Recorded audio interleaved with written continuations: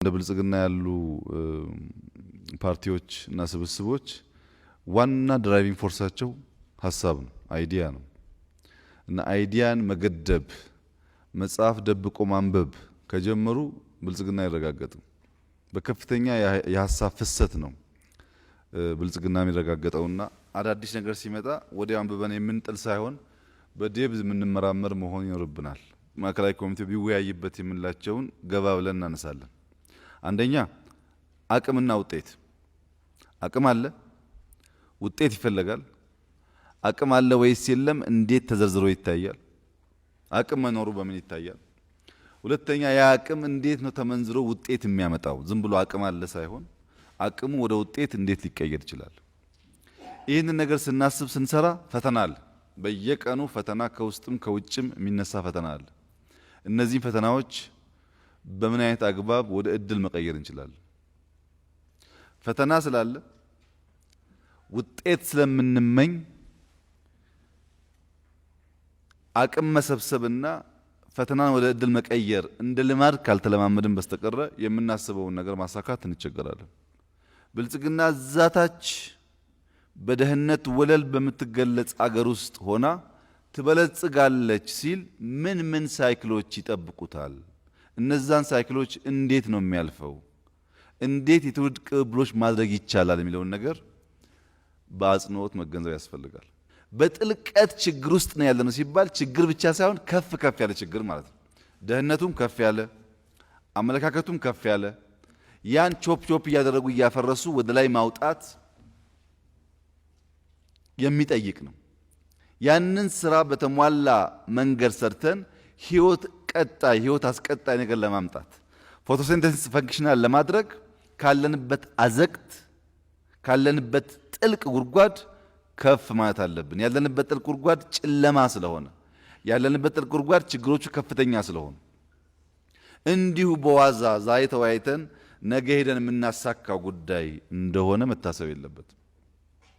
ስለፈለግን ስላለምን ስላቀድን ስለተወያየን ነገ ጠዋት ቤታችን ስንደርስ ሆኖ የምናየው ሳይሆን በጣም በርካታ ሳይክሎች በርካታ ፈተናዎችን ተጋፍጠን የምናሳካው ውጤት እንደሆነ ከግምት ማስገባት ያስፈልጋል። ስለዚህ አቅሞቻችን እናያለን፣ እንዴት ወደ ውጤት መመንዘር እንደምንችልም እንዲሁ እናያለን። ፈተናዎቻችንን እናያለን፣ ፈተናዎቻችን ኦፖርቹኒቲ አድርገን ለልማት እንዴት እንደምንጠቀምበትም እንደዚሁ እናያለን። የኛ ፓርቲ የንግግር ማዕከላዊ፣ የእሳቤ ማዕከላዊ፣ የህልም ማዕከላዊ ጉዳይ ቢኖር ብልጽግና ነው። ኢትዮጵያ ውስጥ ብልጽግናን ማረጋገጥ ነው። ኢትዮጵያውያን በልቶ ማደር መስራት እንጂ መለመን የማያስፈልገው ጉዳይ እንደሆነ እንዲያምኑ ማድረግ ነው። ያን አቅም መፍጠር ነው። ብልጽግና ምንድን ነው? ብልጽግና ማለት ሀብታም መሆን ማለት አይደለም። ሪች እና ፕሮስፔሪቲ ይለያያሉ። ሀብታምና ባለጸጋ ይለያያሉ። ሀብታም ብዙ ወረቀት ካለው ብዙ መሬት ካለው ሀብታም ሊባል ይችላል። ባለጸጋ የሚያሰኘው ግን በዛ ሀብት ተጠቅሞ የብዙዎችን ሕይወት መቀየር የሚያስችል ማካፈል የሚያስችል ማንነት ሲኖር ማለት ነው። ፕሮስፔሪቲ ኢትዮጵያ ውስጥ እናምጣ ስንል የእያንዳንዱ ሰው ገቢ ይጨምር ብቻ ሳይሆን የሌላን ሕይወት ለመቀየር የሚያስችል አቲቲዩድ እና ካልቸርም እንገንባ ማለት ነው። ጀነሮስ መሆን፣ ካይንድ መሆን፣ ሃምብል መሆን፣ ለሌሎች መትረፍን የሚለማመድ አይነት ሀገር ማህበረሰብ መፍጠር ማለት ነው። ፕሮስፔሪቲ ቢያንስ አራት ነገሮች ሊያሟላ ይገባዋል። አንድ ፓርቲ አንድ ሀገር ፕሮስፐረስ ነገር ፈጥራለሁ ሲል ሚኒመም አራት ነገሮች ሊያሟላ ይገባል። አንደኛው ፋይናንሻል ቴክኖሎጂ ነው። ፋይናንሻል ቴክኖሎጂ ማለት አሁን ኢትዮጵያ ውስጥ እንዳለው ከሚሰጠው ብድር ከሚፈሰው ሀብት ጥቂቶች ብቻ ጋር የሚሽከረከር ከሆነ ብልጽግና ሊመጣ አይችልም። ፋይናንሻል ኢንክሉዥን ለማረጋገጥ ወደ ሀገሪቱ ጫፍ አካባቢዎች ለቴክኖሎጂ ቅርበት ለሌላቸው ሰዎች ለከተማ ቅርበት የሌላቸው ሰዎች ቨርቹዋሊ በቀላሉ ገንዘብ ተበድረው ሰርተው ከፍለው ህይወታቸውን ማሻሻል እንዲችሉ ፋይናንሻል ቴክኖሎጂ አንድ የብልጽግና ፒላር ነው። እዚህ ውስጥ የሞርጌጅ ጉዳይን ብቻ ካነሳን ሰዎች ሰርተው ሞርጌጅ የከፈሉ የቤት ባለቤት መሆን ወይም ቤት ተከራይተው መኖር የሚችሉ ከሆነ ከሃውሲንግ ጋር የሚያያዘው ጉዳይ መፍትሄ ያገኘ ማለት ነው። እዚህ ውስጥ ፕሪፈርድ ስቶክ ከተጀመረ ሰዎች በግል ኩባንያ ፈጥረው በግል ኦፊስ ከፍተው መስራት እንኳን ባይችሉ በስቶክ ውስጥ በብዙ ኩባንያ ውስጥ ባላቸው አቅም ልክ ሊሳተፉ ይችላሉ። ሞርጌጅ ካለ፣ ፕሪፈርድ ስቶክ ካለ፣ ሃይ ይልድ ቦንድ ካለ፣ ሴኩሪቲ ካለ እነዚህ ጉዳዮች ሰው ካለበት ቤት ካለበት ቦታ ሆኖ መሸጥ መግዛት የሚያስችል አቅም ከተፈጠረ ፋይናንሻል ኢንክሉዥን የሚባለው ሀሳብ እየሰፋ ስለሚሄድ ብዙዎች ስለሚያሳትፍ የፋይናንሻል ቴክኖሎጂ ጉዳይ ለብልጽግና አንድ ወሳኝ መሰረት ነው። ለምሳሌ ቴሌብር ከጀመርን በኋላ ከ25 ሚሊዮን ሰው በላይ የሚጠቀም ሰው ተፈጥሯል። መፈጠሩ ብቻ አይደለም። አዲስ አበባ ያሉ ሰዎች ክፍለ ሀገር ላሉ ቤተሰቦቻቸው፣ ገጠር ላሉ ወላጆቻቸው ብር ለመላክ ያለው ስርዓት ተቀይሯል። እንደምታውቁት መንገድ ላይ ትራፊክ ሲያቆማችሁ መንጃ ፍቃድ ወስዶ ታርጋ ፈቶ ነገ ቢሮና የሚለው ሀሳብ ተቀይሮ ልክ ሲቀጣችሁ በስልክ ከፍላችሁ መሄድ ተችሏል። ይሄን ላይፍ የማቅለል ጉዳይ በከተሞችና በጥቂቶች ሳይሆን በብዙዎች ማድረግ የሚያስችለን ፋይናንሻል ቴክኖሎጂ ነው። አንድ ፒላር። ሁለተኛው ፒላር ሂውመን ካፒታል ነው። የሰው ሀብትን ማወቅ፣ የሰው ሀብትን ማሰልጠን፣ ማዘጋጀት፣ የሰው ሀብትን ለትልቁ ህልም ማብቃት በምን በስኪልድ ሂውመን ካፒታል በመፍጠር ኤጁኬሽን በማስፋፋት ትሬኒንግ በማብዛት አጫጭር ትሬኒንግ በማብዛት ክሪኤቲቭ የሆኑ ሰዎችን በማብዛት ኢንከሬጅ በማድረግ አውድ በመፍጠር ብድር በማቅረብ ሀሳቦቻቸው እንዳይሞቱ በማድረግ በተጨማሪም ቫልዩስ ላይ ካራክተር ላይም መስራት ሲቻል እውቀት ብቻ ሳይሆን ካራክተር ያላቸው ካራክተራቸው ደግሞ የሀገራቸውን ቅርጽና መልክ የሚመስል ሰዎች እየተበራከቱ ሲሄዱ ሂውመን ካፒታሉ የሚያስብ፣ የሚጽፍ፣ የሚያስተምር፣ የሚሰራ፣ የሚፈጥር፣ የሚከውን እየሆነ እንዲሄድ ማድረግ ከተቻለ ብልጽግና ሁለተኛው ምሰሶ ቆመ ማለት ነው። ሶስተኛው ምሰሶ ሶሻል ካፒታል ነው። ባህሎቻችን፣ ታሪካችን፣ እምነታችን፣ የአኗኗር ዘያችን መዘመን ያለበት እንጂ መጣል የለበትም። ይበልጥ መነገር፣ መሸጥ፣ መማር ነው ያለብን እንጂ መዘንጋት የለበትም። በውስጣችን ያለው ታሪክ፣ ካልቸር፣ ባህል፣ አሴት በትክክል መሸጥ መመንዘር ብንችል ኖሮ ምን ያክል ሰው ልናመጣ እንደምንችል አስቡት። መጠበቅ አለበት። የብልጽግና ፒላር ነው። ገንዘብ ብቻ አይደለም ብልጽግና፣ ካልቸርም ነው፣ ማንነትም ነው። የሀገራችንን ከለርና ለዛ ሳንለቅ ነው እንበለጽገው እንጂ ያን እያጣን አንበለጽግም። አራተኛው እና መሰረታዊ ፒላር ሪል አሴት ነው። ምን አለ?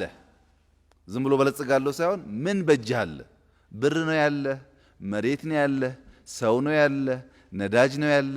በተቻለ መጠን ሪል አሴትን ማወቅ ያስፈልጋል። በእርግጥ ሪል አሴት ሲባል ካሽን ይመለከታል።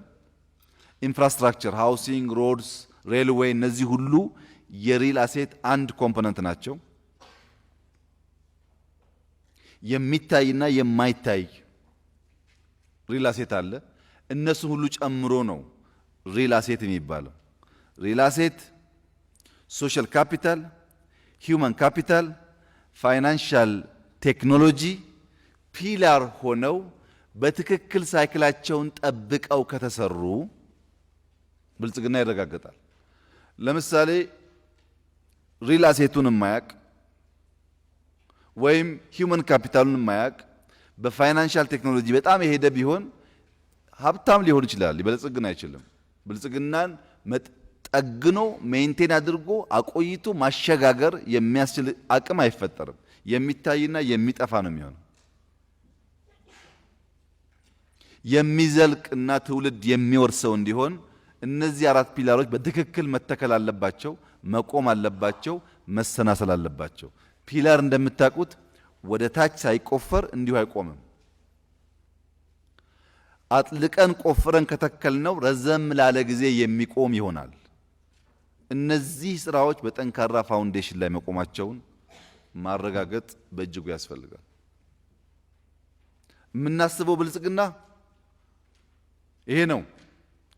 ቀደም ብዬ እንዳነሳሁት የነበርንበት ችግር የኢንስቲትዩሽን ድካም፣ የአመለካከትና አስተሳሰብ ችግር ጥልቅ ነው፣ ጨለማ ነው፣ ጥልቅ ነው። የምናስበው ብልጽግና ነው።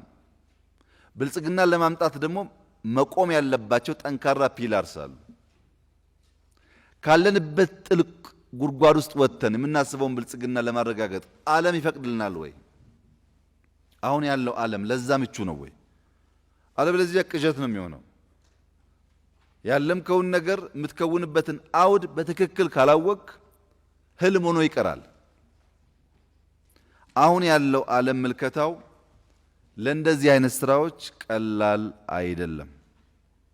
ዓለም ይሄ ነው። አንተ ብልጽግና ነው የምትለው ፖስብል ነው ወይ? ይህንን ቻሌንጅ ኦቨርካም ማድረግ ይቻላል ወይ?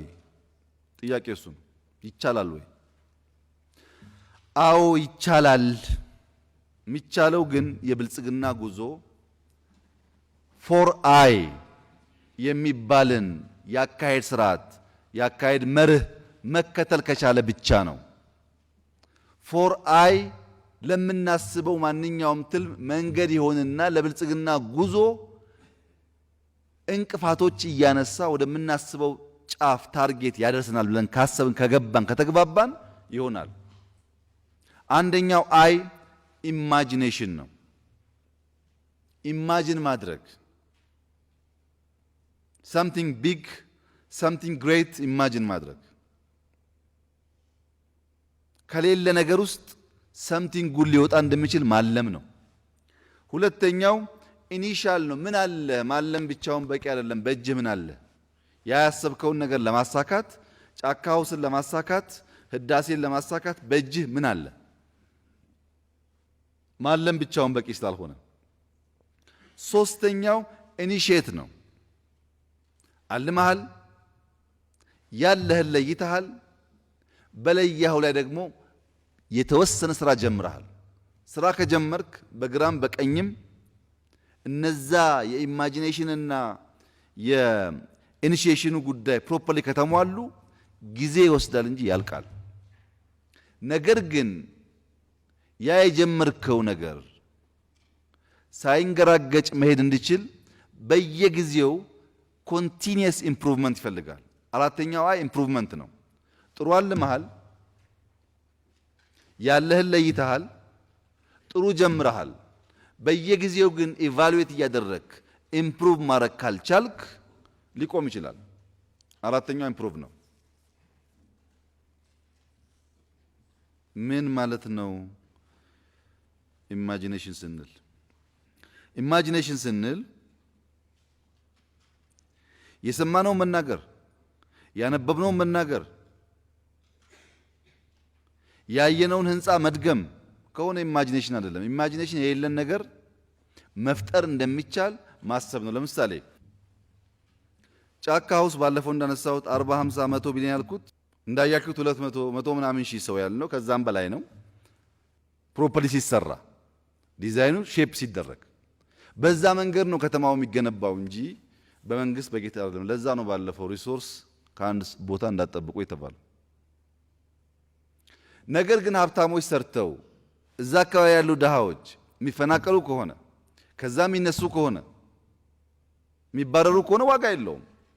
እንዴት ብለን ነው የሀብታሙን ገንዘብ ቤት ሰርተንበት እዛ አካባቢ ለድሃ ከሰፈሩ ሳይነሳ የተሻለ ኢንቫይሮንመንት እያየ መኖር የሚችለው? ሆስፒታል፣ ትምህርት ቤት፣ ወኮይ ኖሮት። ኢማጂኔሽን እሱ ነው። አንድ ነገር ይሆናል ብለህ ማየት። ኢማጂን ማድረግ ያልቻለ ሰው ቢሮ አይቀይርም፣ ከተማ አይቀይርም፣ ሀገር አይቀይርም። በለመደው ማንነትና ሩቲን፣ ንግግር ስርዓት፣ ግምገማ ስርዓት፣ ወሬ ስርዓት ውስጥ ይቀጥላል። እሱ ያረጃል፣ ልጆች ይመጣሉ፣ ይቀጥላሉ። ያንን ብሬክ ማድረግ ኢማጂኔሽን ዲማንድ ያደርጋል። ኢማጂኔሽን ያስፈልጋል። ማድረግ አለብን፣ መጠቀም አለብን።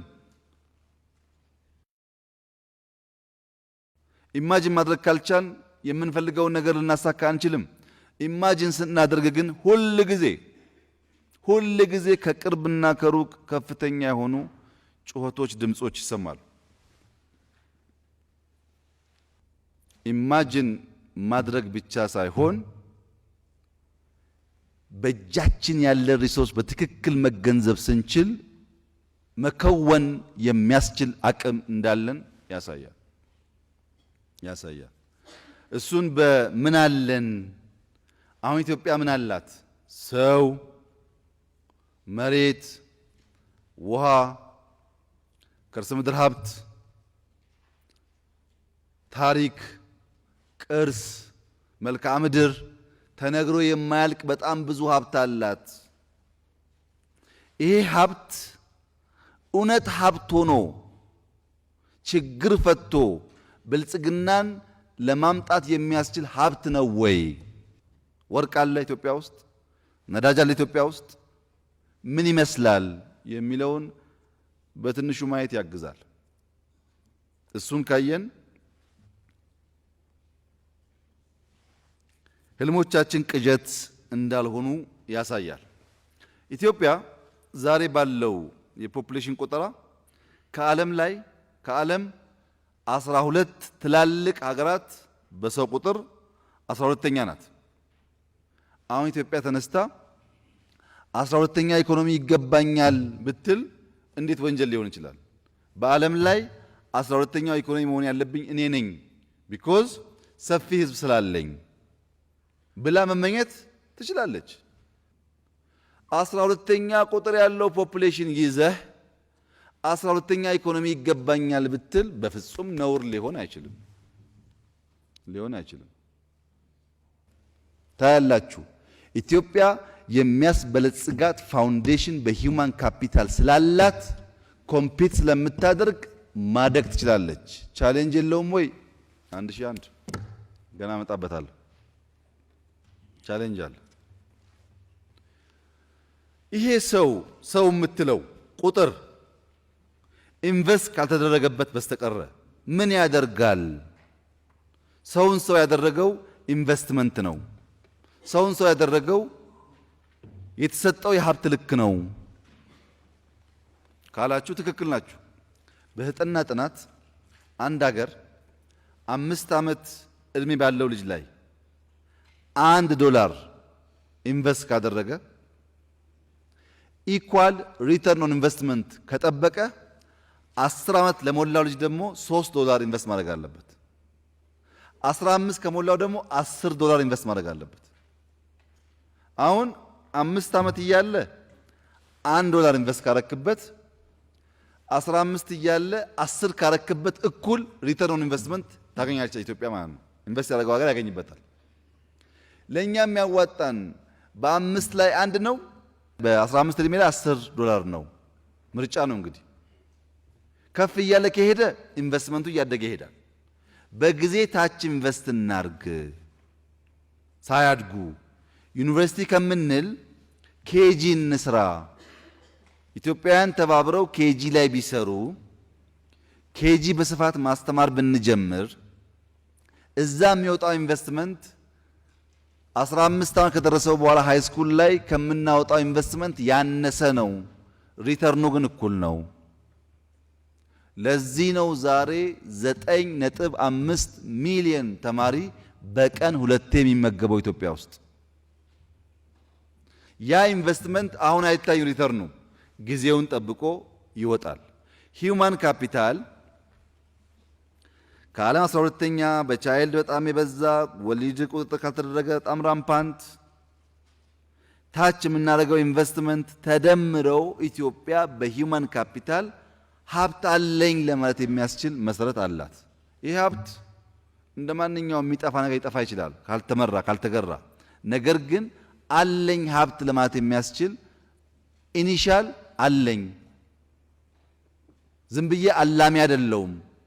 የማልመውን ለመከወን የሚያስችል የሂውማን ካፒታል ሀብት አለኝ ብትል ዳታዎቹ ይሄን ያረጋግጣሉ። ሁለተኛው የሰው ኃይል ብቻውን በቂ ስላልሆነ ማርኬት ላይ ያለው የዓለም ትሬንድ ምን ይመስላል፣ የነበረው ሀብት ያለው እድገት እና እየሄደበት ያለው መንገድ ምን ምልክት አለው የሚለውን ማየት በእጅጉ ያግዛል። ከወዲሁ ሽግሽጉ ፈጣን መሆኑ ገብቶን በዛ ሽግሽግ ውስጥ ቦታችን የት መሆን አለበት የሚለውን ማስላት ያስፈልጋል። በሂውማን ካፒታል ብቻ ሳይሆን በኢኮኖሚክ ሳይዝም ምልክቶች አሉ። ሶስተኛው ላንድ ነው። በጣም ኢምፖርታንት የሆነ ሀብት ላንድ ነው፣ ውሃ ነው። አፍሪካ 200 ሚሊዮን ሄክታር ሊለማ የሚችል ያለማ ቦታ አላት። ቦታ ብቻ አይደለም፣ ውሃ ብንወስድ አፍሪካ ውስጥ 17 በጣም ትላልቅ ሪቨሮች ካችመንት ኤሪያቸው ከ100,000 ስኩዌር ኪሎ ሜትር በላይ የሚይዙ ሪቨሮች አሏት። በጣም ሰፊ ካችመንት ከቨር የሚያደርጉ ሌክ ያየን እንደሆነ ከ27 ኪሎ ሜትር ስኩዌር በላይ ከቨር የሚያደርጉ ከ160 በላይ ሌክ አፍሪካ አላት። እና ላንድ እና ፖፑሌሽን እና ስንዴ የሚለምን ደምራችሁ ይዩት እስቲ። የቦታ አረብ ላንዱ አሁን ያለን የአፍሪካ አቅምና ውሃ ከልመናው ጋር የማይሄደው ለምንድን ነው ብሎ ቆሞ መጠየቅ ይፈልጋል።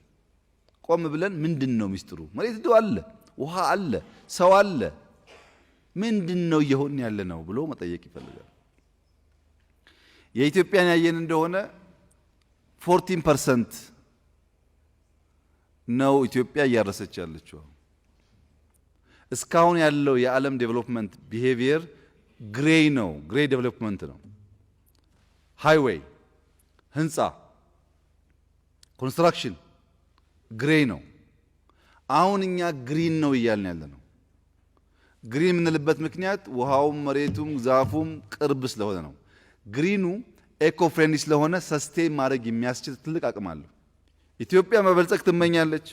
ሰው አላት፣ ቻይልድ ፖፑሌሽን አላት፣ መሬት አላት፣ ውሃ አላት። አንዳንድ ክሬዚ ቦታ ሞክራ ፍሬ አይታለች። አማራ ክልል ስንዴ 35 40 ቢበዛ ነው የምናጭደው ብለን 50 55 60 አገኘን በሄክታር። አቅሙ አለ። እነዚህ በቂ አይደሉም። ሶሻል ካፒታል ላይስ ካላችሁ ሂስትሪ፣ ካልቸር፣ ናቹራል ቢዩቲ ብዙ ነገር አለን። እንስራበት፣ የሚቀረን ነገር አለ ያልነው አሁን በ2030 261 ቢሊየን ከቱሪዝም ሴክተር አፍሪካ ታገኛለች ይባላል። ከ260 ቢሊየን ውስጥ ከአፍሪካ ሁለተኛ ፖፑሌሽን የሆነው ሀገር ስንት ሼር ይገባዋል ብላችሁ አስቡት። እሺ ደግሞ እሱ ይቅር ከ53ቱ ሀገራት 10 ቢሊየን ከሚያገኙት 10 ሀገራት መካከል እንኳን ብንገባ 10 ቢሊየን ዶላር በቱሪዝም ብናመጣ ይሄንን በአግሪካልቸር ኤክስፖርት አናመጣው። ይቻላል ወይ? አዎ።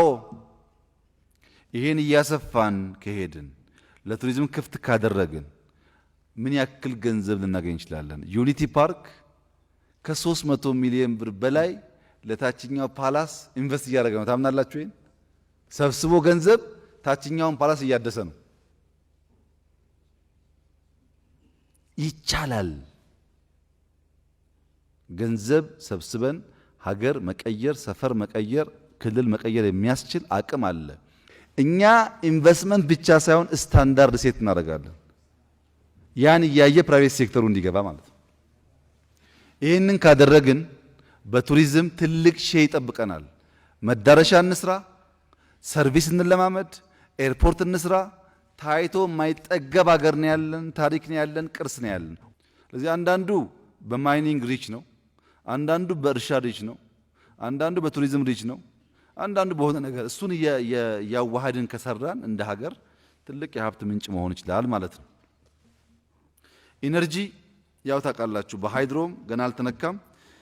ጂኦተርማል፣ ሶላር፣ በሁሉም መስክ ከፍተኛ የሆነ የኢነርጂ አቅም አለን እና በኢነርጂ፣ በሰው ሀብት፣ በኢኮኖሚ፣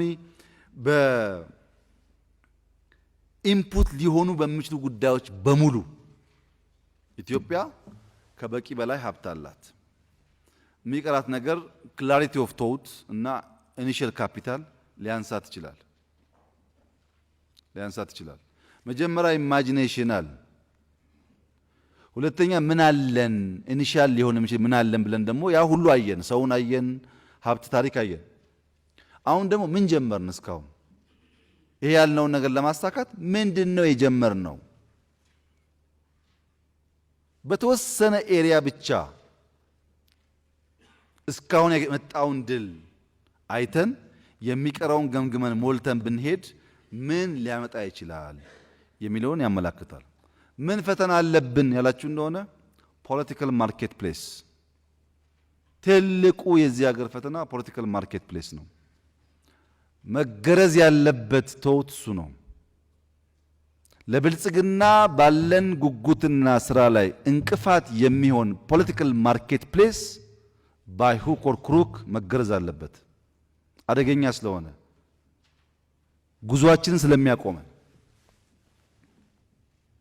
እስካሁን ያለው ሪፎርም ፖለቲካል ሪፎርም፣ የህግ ሪፎርም፣ የተቋም ሪፎርም፣ የኢኮኖሚ ሪፎርም ብለን በትንሹ እንየው። አንደኛ ፖለቲካል ሪፎርም ምን አለ? ባለፉት 3-4 ዓመታት ምን ሰራን ብለን እንመልከት። አንደኛ በርካታ ሪስትሪክሽን ነበረ፣ አንስተናል። ከሀገር ውስጥ መውጣት የማይችሉ ሰዎች አሉ፣ በሺ የሚቆጠሩ ሀገር መግባት የማይችሉ ሰዎች አሉ። ተነስቷል። ይሄ ፖለቲካል ሊበራላይዜሽን ስለሆነ ተነስቷል። በኢትዮጵያ ታሪክ ሻል ያለ ምርጫ ተካሂዷል። በኢትዮጵያ ታሪክ ፎር ዘ ፈርስት ታይም የተቃዋሚ ፓርቲ አመራሮች ያሉበት መንግስት ለመጀመሪያ ጊዜ በጋራ ፖሊሲ ዲስከስ የሚያደርጉ መንግስት ተፈጥሯል። ፖለቲካል ሪፎርሙ በጣም በርካታ ጉዳይ አንስቷል። ሞስት ኢምፖርታንትሊ ምንም እንኳን ፍሬው ማየት ገና ጊዜ የሚጠይቅ ቢሆንም የናሬሽን ለውጥ መጥቷል። ወንድማማች ነን፣ ኢትዮጵያዊነት፣ በጋራ መኖር፣ ሁሉ እኩል ነው፣ አጋር ታጋር የለም የሚል ናሬሽን በጽሁፍ በንግግር በአሰራር ተጀምሯል። በጣም ብዙ ስራ ቢቀረውም ምንድነው ፖለቲካል ሪፎርማችን ላይ ያለብን ችግር ያላችሁ እንደሆነ ሎለስነስ ነው። መናገር የሚችል መሳደብ የሚችል ግን የማይጠየቅ ሰው ያለ ይመስለዋል። በጣም ብዙ ሰው እንደዛ ነው። ዲሞክራሲ ማለት መስደብ፣ መናገር፣ ማዋረድ ግን መጠየቅ የሌለበት። እንትና እኮ ታሰረ፣ ወንጀል ሰራ አልሰራ አይደለም፣ ታሰረ። ዲሞክራሲ ኃላፊነትና ግዴታ ነው፣ መብትና ግዴታ ነው። መብትም አለ በህግ ግዴታም አለ በህግ አግባብ። እሱም ባላንስ ማድረግ ገና ብዙ ስራ ይጠይቀናል። ናሬሽን ለውጥ ነው መጥተናል። ፖለቲካል ሪፎርም። ሁለተኛው ሌጋል ሪፎርም ነው። ሌጋሊ የካውንተር ቴሮሪዝምን ህግ ቀይረናል። ያ ህግ ብዙ ቤት አፍርሷል፣ ብዙዎችን ህይወት ቀጥፏል፣ ተቀይሯል። እሱ ሁለተኛው ሚዲያ ህግ ነው። ሚዲያ የተለጎመ ነበረ። በጣም ብዙ ዌብሳይቶች ባንድ ነበሩ፣ ጃምድ ነበሩ። እነዚህ ሁሉ እንዲሻሻሉ ተደርጓል። የሲቪክ ሶሳይቲ ህግ ተቀይሯል። የኮርት አድሚኒስትሬሽን ህግ ተቀይሯል። የምርጫ ህግ ተቀይሯል። የሂውማን ራይት ኮሚሽን ህግ ተቀይሯል። ከሁሉ በላይ የሚገርመው ግን 60 ዓመት የቆየው ኮመርሻል ኮርት ተቀይሯል። 60 ዓመት የቆየው በጃንሆይ ጊዜ ወጣ ነው ኮመርሻል ኮዱ። በህግ አንጻር ብዙ ለውጥ ተካሂዷል፣ በፖሊሲ፣ በስትራቴጂ፣ በአዋጅ፣ በደንብ። ግን ዋና ዋና የምንላቸው ከኛ ጋራ በቀጥታ የሚያያዙ ጉዳዮች እንደነዚህ ሪፎርም ተካሂዷል። ታዲያ ሌጋል ሪፎርሙ የህግ ሪፎርሙ ለምን ፍሬ አላፈራ፣ ምን ያክል ውጤት አመጣ የሚለውን ደግሞ በቻሌንጅ ውስጥ የምናየው ይሆናል። ሪፎርሙ ተሰርቷል። ሶስተኛው ኢንስቲትዩሽናል ሪፎርም ነው። ኢንስቲትዩሽናል ሪፎርም በሚመለከት መጀመሪያ የሰራ ነው ዴሞክራቲክ ተቋሞች ናቸው። ቻሌንጅ የነበረብን ኤሪያ እንደ ስርዓት፣ እንደ መንግስት፣ እንደ ሀገር የተናጥንበት የምርጫ ቦርድ፣ ሂውማን ራይት ኮሚሽን፣ ፍርድ ቤት፣ እራሱ ፓርላማ። ከነሱ በኋላ ሎ ኢንፎርስመንት ኤጀንሲስ፣ መከላከያ፣ ፖሊስ፣ ኢንተሊጀንስ። መከላከያ፣ ፖሊስ፣ ኢንተሊጀንስ ብዙዎቻችሁ እንዳያችሁት እጅግ አመርቂ ስራ ተሰርቷል። መከላከያ፣ ፖሊስ፣ ኢንተሊጀንስ በአንድ ዓመት በ5 ዓመት የሚገነባ አይደለም። በሂደት ስራ ይፈልጋል። በሂደት በቀጣይነት። ሎ ኢንፎርስመንት ኤጀንሲስ ማደራጀት ሲባል መሳሪያ የሚያመርቱ ሀገራት እኛ ላይ ጦርነት ማወጅ የሚችሉት ደካማ ተቋማት ካሉን ነው። ተቋም ጠንካራ ከሆነ ዲተር ማድረግ እንችላለን። እንዳሻቸው እየሸጡ ሊያዋጉን የማይችሉበትን መንገድ 100%ም ባይሆን መቀነስ እንችላለን። ከዛ አልፈን ፎሬን አፌርስ እንደ ኤግዛምፕል ማንሳት ይቻላል። ፎሬን አፌርስ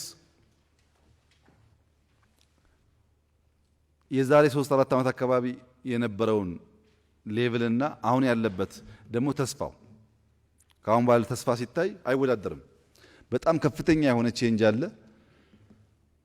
አስደማሚ የሆነ ሪፎርም ስራ ተጀምሯል። በጣም ተስፋ የሚሰጥ ኢንስቲትዩሽናል ሪፎርሙ ላይ በጣም በርካታ ስራ ሰርተን ማሳካት ቢኖርብንም ሲግኒፊካንት ቼንጅ አለ። ሌላው ኢኮኖሚ ነው። ኢኮኖሚ ላይ በአራት ቀነስ አድርጎ ማየት ይቻላል። መግታት፣ መቀልበስ፣ መለወጥ፣ መበልጸግ በሚል መጀመሪያ ቢሮ ስንገባ ሪስክ አቨርሽን ነበር። ከፍተኛ ክራይሲስ ስለነበረ ክራይሲስ አቨርት ለማድረግ ታስታውሱ ከሆነ ደሞዝ መክፈል፣ ዕዳ መክፈል በጣም ችግር ነበር። መጀመሪያ የነበረው ልመና ነው። አረብ ሀገር ምናምን ሄደን ለማምነን ብር አመጣን እና ትንሽ ጭንቀቱ ተነፈሰ። የመጀመሪያው ዓመት በአመቱ ሆም ግሮውን ሪፎርም አጀንዳ ተቀረጸ። ሆም ግሮውን ሪፎርም አጀንዳ በጣም ብዙ ነገሮች በውስጡ የያዘ ቢሆንም ቢያንስ ሬቬኒው ታክስ እናሻሽል፣ ቴሌኮሙኒኬሽን እና አንዳንድ የመንግስት ተቋማት ሊበራላይዝ ይደረጉ፣ እነ ገርድ እነ ኮይሻ የቆም ፕሮጀክቶች እናስጀምር፣ ሪስክ አቨርት አድርገናልና ቶሎ ብለን ስራዎቻችን ወደ ነበረው ትራክ እንቀጥል ወይም እናስበልጥ የሚሉ ሀሳቦች ይዞ $10 ቢሊዮን ከዶነርስ ተጨማሪ እናመጣና የኢትዮጵያን ኢኮኖሚ የሚያረጋጋ ስራ እንሰራለን። በተጨማሪ ደግሞ ዴት በጣም ብዙ ዴት ኮመርሻል ሎን ስለነበረብን አንደኛ ኮመርሻል ሎን ይቁም። ባይዘይ ባለፉት 4 ዓመታት አንድም ብር ኮመርሻል ሎን ተበድረን አናውቅም እኛ። ነገር ግን የተበደርነው ኮመርሻል ሎን ደረሰ ጊዜው። ሲያበድሩ ድሮ ባቡር እንሰራላችኋለን፣ 5 ዓመት አትከፍሉም፣ ከ5 ዓመት በኋላ ትከፍላላችሁ፣ ኢንዱስትሪያል ፓርክ እንሰራላችኋለን፣ 5 ዓመት ነፃ ነው፣ ከ5 ዓመት በኋላ ትከፍላላችሁ። በሙሉ እኛ ላይ ወደቀ። እኛውን ክፈሉ ተባልን ማለት ነው ጊዜው ደርሶ። በዚህ ምክንያት ኮመርሻል ሎን ይቁም የሚሉ በጣም በርካታ ሀሳቦች ሆም ግሮን ሪፎርም አጀንዳ ይዞ መጣ። ሆም ግሮን ሪፎርም አጀንዳ ባይደረግ ኖሮ ዜር ኢዝ ኖ ዌይ ህዳሴ መቀጠል አንችልም። ባይዘዌ ኮይሻ ፕሮጀክቱ ቆሟል ሳይሆን የኮይሻ ልጆች በጣም ስማርት ናቸው፣ መረጃ እያያዛቸው። መጀመሪያ ስንሄድ የመጀመሪያ ቪዚት ከነ ፎቶ አለ። ሁለተኛ ቪዚት ወደ ታች ቆፍረው አለ። ሶስተኛ አራተኛ ምናምን እያለው 10ኛ ደርሷል። አሁን ግድቡ የነበረችው ሚኒ ግድብ ሊያልፍ ደርሷል። የሚታይ ነው። እነዚህ ፕሮጀክቶች ሪቫይቭ ያደረጉት በሆም ግሮን ሪፎርም አጀንዳ ነው። ከዛ በኋላስ የ10 ዓመት ፐርስፔክቲቭ ፕላን እናውጣ ተባለ። እዚህ ውስጥ አንደኛ በኮመን ፍሬምወርክ እዳዎቻችንን ማስተካከል፣ ሁለተኛ እዳ በተቻለ መጠን እየከፈል ማኔጅ ማድረግ፣ ከአይኤምኤፍ ወርልድ ባንክ ጋር ያለውን ነገር ማስተካከል፣ እድገት ማስቀጠል፣ ኤክስፖርት ማሳደግ፣ ገቢ ማሳደግ፣ በሂደት እዳ ጫና ወገባ ያላጎበጣት በአፍሪካ ከአምስት ትልልቆቹ ኢኮኖሚ አንዷ የሆነች ታስታውሳላችሁ። ባለፈው ጉባኤ ላይ ኢትዮጵያ ከአምስት ትልልቅ ኢኮኖሚ አንዷ ትሆናለች ትዝ ይላችሁ አይደለም? ረሳችሁት? አሁን ዛሬ ሆናለች። ዛሬ በሰብ ሰሃራ ዘ ሰርድ ቢገስት ኢኮኖሚ ነው የኢትዮጵያ። እኛ ስንመጣ አምስተኛ ነበርን፣ ኬንያና አንጎላ ነበሩ። አሁን ሶስተኛ ነን። ታስታውሱ ከሆነ $100 ቢሊዮን ጂዲፒ መግባት ነበር ኢሹዋችን፣ አልገባንም ነበረ። አሁን $126 ቢሊዮን ነን። ይሄ የወርልድ ባንክ ነው ማውራችሁ እንጂ ይበልጣል። እርግጠኛ እንደሚበልጥ እርግጠኛ ነኝ እኔ። ፐር ካፒታ ኢንካ 1000 ገባ ብለን ስናውጅ ትዝ ይላችኋል። 2 years back 1000 ገባ ምናምን ስንል 1200 ገብተናል። ይሄ ሁሉ የወርልድ ባንክ ዳታ ነው። ይሄንን ፔስ ያመጣው የፕሮስፔሪቲ ፐርስፔክቲቭ ፕላን ነው። ቻሌንጆቹ እንዳሉ ሆኖ ማለት ነው። በተለይ በአንድ ሴክተር ላይ መር የሚል ኢኮኖሚ አንከተልም። ግብርና፣ ኢንዱስትሪ፣ ማይኒንግ፣ አይሲቲ፣ ቱሪዝም ሁሉም እንቀሳቀሳለን ያልነው ነገር በከፍተኛ ደረጃ አግዟል። አሁን ቱሪዝም በእኔ ግምት በሚቀጥሉ 3-4 ዓመታት ሰላም ካስቀጠል ምናልባት ከሁሉም የኢኮኖሚክ ሴክተር በላይ ብዙ ብር የሚያመጣው ቱሪዝም ነው። ምክንያቱም ዋናው ኢኮኖሚ አሁንም ሼር ትልቁ ሼር ሰርቪስ ነው። እዛ ውስጥ ግን ቴሌኮሙኒኬሽን፣ ፋይናንሻል ሴክተር፣ አየር መንገድ ነው የያዘው ትልቁን ሀብት። ቱሪዝም ሲያድግ እነሱም ያድጋሉ ብቻ ሳይሆን የግብርናንና የኢንዱስትሪን ሼር በከፍተኛ ደረጃ ሰርቪስ እንዲወስድ ያደርጋል አሁን ካለው በላይ። እስከዚህ ድረስ ያለው እስከ መለወጥ ነው። መጀመሪያ አቨርት እናርግ፣ እንቀልብስ፣ እንግታ ያለውን የውድቀት መንገድ። በሆም ግሮን ደግሞ እንቀልብስና ወደ እድገት ትራጀክተሪ እንምጣ። በፕላን ደግሞ የለውጥ ጎዳና የብልጽግና ፋውንዴሽን እንጀምር። ከዛስ ኢትዮጵያ የብልጽግና ፋውንዴሽን ላይ ከወደቀች በኋላ ከቆመች በኋላ ቀጣዩን የብልጽግና ጉዞ ቁልቁለት ያደርገዋል። አሁን ጉዞ ዳገት ነው። ባለፈው እንዳነሳ ነው የዳገት ጉዞ አድካሚ አታካችና በጣም ቀስ ያለ ነው። አንዴ አንሎክ ከሆነ በኋላ ግን ከተከፈተ በኋላ በሩ ራሱ የሚፈሰው አሁን የምትለምነው ሁሉ እየመጣ ይለምናል፣ ይፈሳል። አንሎክ ማድረግ ግን ቀላል ጉዳይ አይደለም። የኢኮኖሚክ ሪፎርሙ በተለይ ግብርና ላይ የመጣውን ለውጥ በሚቀጥሉት 4 ዓመታት የባለፈውን ድል ሳናቋርጥ አዳዲስ ስራዎች እየሰራን ከቀጠል ሲግኒፊካንት የእድገት ምጣኔ ማረጋገጥ የሚያስችል አቅም ይፈጥርልናል። መቋረጥ የለበትም። እንደዚህ ሳይሆን ቀጥሎ መሄድ አለበት እድገቱ። የመጨረሻው ስብራቶች ደግሞ አሉ። በማንነት ስብራት አለ፣ በካርታ ስብራት አለ፣ በሰፈር ስብራት አለ፣ በናሬሽን ስብራት አለ፣ በኮንስቲቱሽን ጉዳይ ስብራት አለ። ብዙ ጣጣዎች አሉብን። እያንዳንዱ ሰው የራሱ ኢሹ አለው፣ በየሰፈሩ ኢሹ አለው። ይህን ደግሞ ብልጽግና በቃ እንደዚህ ይሁንላችሁ ብሎ ሊፈታ አይችልም። ቢኮዝ ሰፊውን ህዝብ የሚያሳትፍ መሆን አለበት። ኢንክሉሲቭ ናሽናል ዲያሎግ የተባለበት ዋናው ምክንያት በምክክር፣ በንግግር፣ በውይይት ትናንት ያሉ ጠባሳዎችና ስብራቶች ጠግነን ለልጆቻችን የምትሆን ሀገር መፍጠሪያን ፋውንዴሽን እንተው ነው፣ አሳትፈን።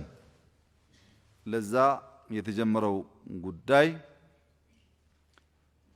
ሙሉ በሙሉ ውጤት አመጣ ባይባልም ፋውንዴሽን ተጥሏል። እዚህ ጋር ማስተዋል የሚኖርብን ጉዳይ አንደኛ ናሬሽን እንቀይር፣ ከፋፋይ ናሬሽን አደገኛ ነው ብለን ናሬሽን ቀይረናል። ቢያንስ ሚዲያዎቻችን፣ ንግግሮቻችን፣ ልጆቻችን ላይ የሚዘራው ዝራ የሚቃረነው ኃይል እንደተጠበቀ ሆኖ ናሬሽን እንደ መንግስት ቀይረናል። ሁለተኛ ኢትዮጵያ አትፈርስም፣ ኢትዮጵያ ትቀጥላለች ሲባል ለብዙዎች ቀልድ ነበር። የማይቻል ኢትዮጵያን ማፍረስ እንደማይቻል በተግባር ብልጽግና አረጋግጧል። በተግባር በንግግር ሳይሆን የማይፈርስ ሀገር መሆኑን አሳይቷል። ይሄ ግን በቂ አይደለም። ከሰርቫይቫል በኋላ ስብራቶቻችን ተጠግነው በጋራ የሚያቆመን ነገር ካልፈጠርን በስተቀር ነገ አዲስ ግጭት ይፈጠራል። ወደ ኋላ የማያይ ሾፌር ወደፊት ብቻ መንዳት አይሆንለትም። ስፖኪዮ ያለው በፊትም በኋላም አካባቢ የቃኘን እንድንሄድ ነው የሚባልበት ዋናው ምክንያት ትናንትና የዛሬ መሰረት ነው። ችግር ይኖርበት ይችላል። ዲና ያርገው ሳይሆን አስተካክለ ትቀጥላለህ። ይሄን ሁሉ ሪፎርም ከሰራን ይሄን ሁሉ ለውጥ ካመጣን ምንድነው አንቆ የያዘን? ለምንድነው ከዚህ በላይ መጓዝ ያልቻልነው ያላችሁ እንደሆነ የፖለቲካ ገበያ የፖለቲካ ማርኬት ፕሌሱ የተበላሸ መሆኑ ነው። ኢትዮጵያ ውስጥ አሁን ባለው ሁኔታ የኔሽን ቢልዲንግ እሳቤዎቻችን የተቋም ግንባታ እሳቤዎቻችንን በከፍተኛ ደረጃ እየናጠ እያደናቀፈ ያለው ፖለቲካል ማርኬት ፕሌሱ ነው። ፖለቲካል ማርኬት ፕሌሱ ከጊዜ ወደ ጊዜ መልኩን እየቀያየረ የብልጽግና ጉዞውን አደጋ ውስጥ የሚከት ልምምድ የኢትዮጵያን ፖለቲካ ላንድስኬፕ ወሮታል። የፖለቲካ ገበያ ሲባል ፖለቲካ በሁለት ይከፈላል። አንድ ህጋዊ ፖለቲካ ነው፣ በህግ የሚከወን ፖለቲካ ነው። ሁለተኛው በገንዘብ በጥቅም የሚከወን የሚሸቀጥ ፖለቲካ ነው። ፖለቲካል ማርኬት ፕሌስ ማለት ፖለቲካን እንደ ማንኛውም ኮሞዲቲ እንደ ማንኛውም ሸቀጥ መግዛት፣ መሸጥ፣ መለወጥ የሚያስችል ሁኔታ መፍጠር ማለት ነው። አንዳንዴ ካሽ፣ ሌላ ጊዜ ኢንካይንድ ሊሆን ይችላል። ፖለቲካ የሚሸቀጥበት አውድ ሲኖር ፖለቲካል ማርኬት ፕሌስ ይባላል። ይህም በህግ እና በገንዘብ ይከፈላል። በህግ ሲሆን የሚሰራቸው መልካም የሆኑ ክፉ ነገሮች የህግ ከለላ ያላቸው በህግ አግባብ የሚከወኑ መገመት የሚያስችሉ ሲሆኑ በገንዘብ በሚሆንበት ሰዓት ግን የተለየ ዳይሜንሽን አለው። አንደኛ በገንዘብ በሚሆንበት ሰዓት ኢ መደበኛና ግለሰባዊ ነው። ፕሪዲክት አይደረግም። በሚስጥር ላይ የሚነገረውና በተግባር የሚፈልገው በተለያየበት ሁኔታ በስውር ለሰዎች የግል ጥቅም ሲባል የሚካሄድ ነው። ሁለተኛ ለእያንዳንዷ ሞመንት ትርፍ ያሰላ ነው፣ ሸቀጥ ነው። ሶስተኛ ዋናው ግቡ ስልጣንና ሀብት መቀራመት ነው። ይሄ ሽቀጣ በከፍተኛ ደረጃ የልማት ፍላጎቶቻችን እንዳይከወኑና ዓለም አቀፍ የፖለቲካል ማርኬት ፕሌስ ውስጥ ተሳስሮ የሚሰራ ሆኗል። አጀንዳ ሰምዌር ሴት ይደረጋል፣ ተቀባይ ነው እሱ። አንዳንዴ ያውቀዋል፣ አንዳንዴ ያውቀውም። ሲያቅም ሳያቅም የዛን አጀንዳ ማስፈጸሚያ መሳሪያ ሆኖ ያገለግላል። ሚዲያው፣ አመራሩ፣ ፖለቲከኛው፣ ባለሀብቱ፣ ምሁሩ የዚህ ጉዳይ ሰለባ ነው። የዚህ ጉዳይ ሰለባ ነው። ፖለቲካ በገንዘብ በካሽ ወይም በካይንድ በሚሸቀጥበት ሁኔታ ውስጥ በተለይ ደህንነትና ብሔርተኝነት በሚታዩበት አገር ውስጥ ብልጽግናን ማረጋገጥ አይቻልም። በአንድ በኩል ደህንነት አለ፣ በሌላ በኩል የኔ የሚባል ብሔርተኛ ቲንኪንግ አለ። እዛ ላይ ፖለቲካል ማርኬት ፕሌሱ በግብይት የሚከናወን ከሆነ ግለሰቦች ያተርፉ እንደሆነ እንጂ እንደ ሀገር መበልጸግ አይቻልም። መሰረታዊ እንቅፋት ሆኖ ጉዟችንን ሊያደናቅፍ የሚችለው በሽታ ፖለቲካን ከወል እሳቤና ዓላማ ውጪ የሸቀጥ አንድ ኮሞዲቲ አድርጎ ማሰብ ነው። መታየት የሚገባ ጉዳይ ነው። ፖለቲካ ስርዓት ሶስት ዋነኛ ውቅሮች አሉት። the 3I ይባላሉ። አንደኛው አይዲያ ነው። ዘር ለምታደርገው ነገር ሁሉ አይዲያ ዘር ነው። አይዲያ ካለ ኢማጂን የማድረግ አቅም ካለ ያን የሚሸከም አንድ ግለሰብ ካለ ግለሰቦችን የሚያባዛ አቅም ካለ ፍላጎት መከወን ይቻላል። አይዲያ የመጀመሪያው ነው። ሁለተኛው ኢንዲቪጁዋል ነው። ኮንቴነሩ ያን አይዲያ የሚሸከም ኮንቴነር ነው ኢንዲቪጁዋል። ሶስተኛ በግራንድ ተውት ውስጥ በግራንድ ዓላማ ውስጥ ግለሰብ ስለሆነ በርከት ያሉ ቡድኖች ተቋማዊ በሆነ መንገድ ካልተፈጠሩ በስተቀር ትልቅን ሐሳብ መከወን አይቻልም። አንድ ሰው ሊያስብ ይችላል፣ የራሱን ድርሻ ሊሰራ ይችላል። ግን ሀገራዊ በሚሆንበት ሰዓት ግራንድ በሚሆንበት ሰዓት ተቋም ያስፈልጋል። አይዲያ የሚሸከም ኢንዲቪጁዋል አሰናስሎ እንደ አንድ ሰው የሚያሰማራ ተቋም ያስፈልጋል። ተቋም መገንባት ለኛ ኢምፖርታንት የሚሆንበት ዋነኛው ምክንያት ኔሽን ቢልዲንግ የሚሸከመው መሰረት ተቋም ስለሆነ ነው። ተቋም ካልተገነባ ኔሽን ቢልድ ማድረግ ያስቸግራል። ይሄ መሰረታዊ ሶስት ውቅር ለዲሞክራሲያዊና ለፖለቲካል ገበያ ያለውን ዲፈረንስ ጎን ለጎን ማየት ነገሩን አጥፎ ለመረዳት ያግዘናል። አይዲያ ሐሳብ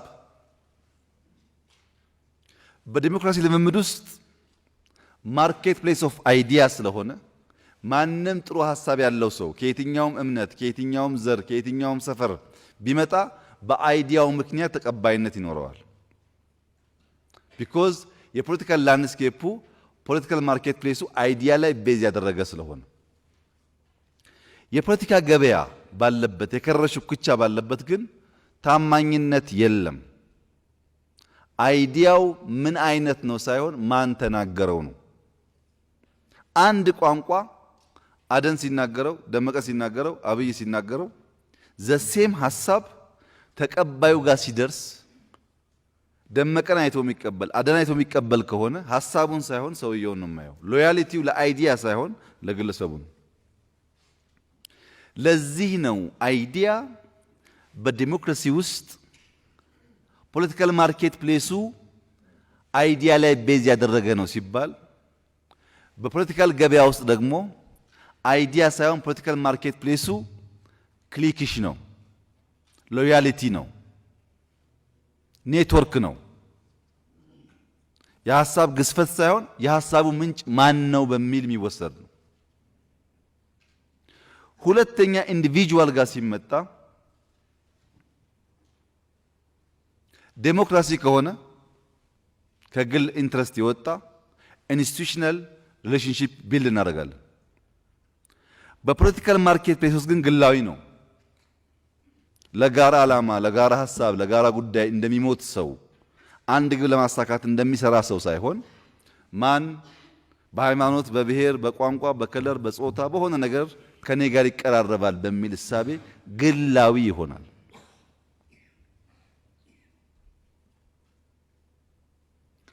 ተቋምን ስንመለከት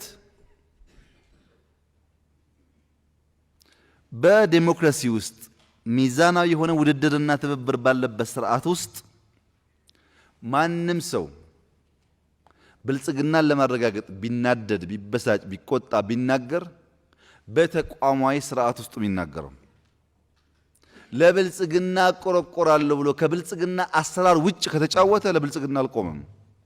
ቬስትድ ኢንትረስት አለው ማለት ነው። ብልጽግናን እየወጋህ ለብልጽግና ቆምክ ማለት አትችልም። ኢትዮጵያን እየወጋህ ለኢትዮጵያ ቆምክ ማለት አትችልም። እሱ ሞራል ፖፑሊዝም ነው። ግን የሚገነባው በሞራል ነው። ዝም ብሎ አልተመደብኩም፣ ስልጣን አልተሰጠኝም፣ ጥቅም አላገኘውም አይልም። እኔ የእነንትና ሰፈር ተወካይ ነኝ፣ እኔ ካልተናገርኩ ማን ይናገርላቸዋል በሚል በሞራል የተደበቀ ፖፑሊዝም ነው ተቋማዊ ካልሆነ በስተቀር። ይሄ የብልጽግና ጉዞን ያደናቅፋል፣ ያፈርሳል፣ ኔሽን አይገነባም፣ ተቋም አይገነባም። ፖለቲካል ላንድስኬፑ ከማርኬትነት ወጥቶ አይዲያን የሚሸከም አይዲያን ኢንተርቴን የሚያደርግ ግለሰብን ከሐሳቡ ነጥሎ የሚያይ መሆን መቻል አለበት። ብዙ ጉዳዮች አሉ፣ በፕሮሲጀር የሚታይ፣ በአፕሮች የሚታይ፣ በፕሮሰስ የሚታይ። ለምሳሌ በሚዛናዊ ውድድርና ትብብር ባለበት በመደመር እሳቤ ውስጥ መጀመሪያ ኢንስቲቱሽናል ነው አፕሮቼ፣ ሁለተኛ ፒስፉል ነው። ምንም የግል ጉዳይ ስለሌለ ይሄ ሸሚዝ እኮ ከለሩ ከኛ ጋር አይደለም፣ እኛ ግሪን ነን፣ አንተ ቀይ ለብሰሃል ምናምን ብዬ ተቋማዊ በሆነ መንገድ ፒስፉል በሆነ መንገድ ነው የምነጋገረው። አልተችም አይደለም የምተቸው፣ ፒስፉል በሆነ መንገድ ነው። ፖለቲካል ማርኬት ፕሌሱ የሸቀጥ በሚሆንበት ሰዓት ግን ዲስትረስት ስላለ የሚፈጠረው ማንኛው ነገር ዲቫይድድ የሚያደርግ ነው። እሱ እኮ እንትን ስለሆነ እኔ እኮ እንትን ስለሆንኩ እያለ የሚከፋፍል ነው። ፕሮሰሱ ብልጽግና ማጠናከር፣ ፕሮሰሱ ኢትዮጵያን ማጠናከር፣ ፕሮሰሱ ወደፊት መጓዝ ከሆነ ምንም መሿኮት አያስፈልግም። ተቋም ተከትሎ ብቻ ማድረቅ ነው ችግር። ሹኩቻ ካለ የግል ፍላጎት አለ፣ ቢደበቅም ጊዜ የሚያወጣው። ሜተዱ ሜጀርመንቱ ቤዙ ተቋማዊ ሆኖ ትረስትን የሚገነባ ሰላማዊ የሆነ የማይከፋፍል ለግዙፉ ሐሳብ የቆመ ከሆነ እሱ ዴሞክራሲያዊ ነው። በመደመር እንዳስቀመጥ ነው እኛ ፍጹም ትብብርና ፍጹም ፉክክር አንፈልግም። ሚዛናዊ የሆነ ትብብር፣ ሚዛናዊ የሆነ ፉክክር እንፈልጋለን። ጤነኛ ያልሆነ ፉክክር ካለ፣ ጤነኛ ያልሆነም ትብብር ካለ ጥፋት ነው። ትብብሩም ፉክክሩም ሚዛናዊ መሆን አለበት። ሂስ የምንደራደረገውም ለጋራ ተቋማችን ህልውናና መከናወን መሆን አለበት። ከዚያ ባሻገር በሚሆንበት ሰዓት ፖለቲካል ማርኬት ፕሌሱ የፖለቲካል ላንድስኬፑን እያበላሸው ነው ማለት ነው። ፖለቲካ ውስጥ ሁልጊዜም ኢንዲቪጁዋል ዲሲሽን አለ፣ ጥያቄ የለውም። ነገር ግን ኢንስቲቱሽናል ፕሮሲጀር ከሌለ ጥፋት ነው። የኛን የሚያስፈራው ነገር ኢንዲቪጁዋል የለም።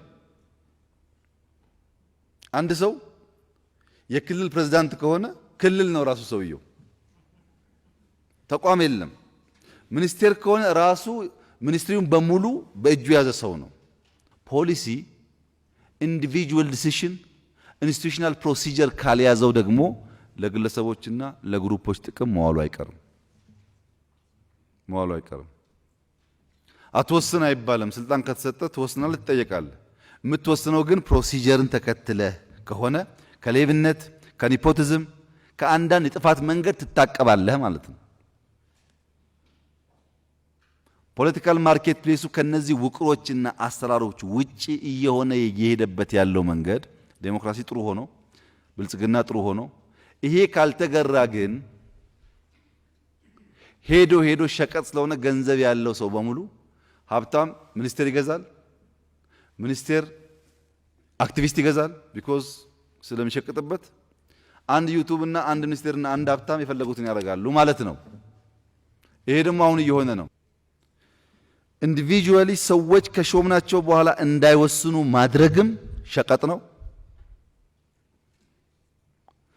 ሲወስኑ ፕሮሲጀር ባይፓስ አድርገው ሕግና ስርዓትን ሳይከተሉ ራሳቸው ፖሊሲ አመንጭና ፖሊሲ ሆኖ ደግሞ እንዲፈጽሙ ማድረግም ሸቀጥ ነው። ይህንን የሚያስታርቅ አካሄድ ያስፈልጋል። የፖለቲካ መልክ ቀለል ባለ መንገድ በሶስት ከፍለን ማየት እንችላለን። መልኩን እንዴት ተቀየረ? በጥንት ጊዜ የዓለም ፖለቲካ ገቨርን የተደረገበት መንገድ ፓትሪሞኒያሊዝም ይባላል። ፓትሪሞኒያሊዝም ማለት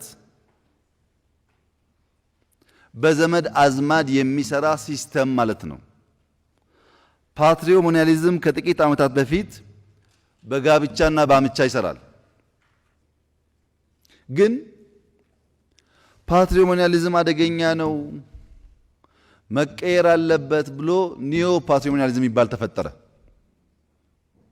ሁለተኛው ደግሞ ይሄ በዘመድ አዝማድ የሚደረግ ትክክል አይደለም፣ በህግ መሆን አለበት፣ ሁሉ ነገር ፕሪዲክት ማድረግ መቻል አለብን ብሎ ኮራፕሽንን ህጋዊ ያደረገ ማለት ነው። ምን ማለት ነው ይሄ?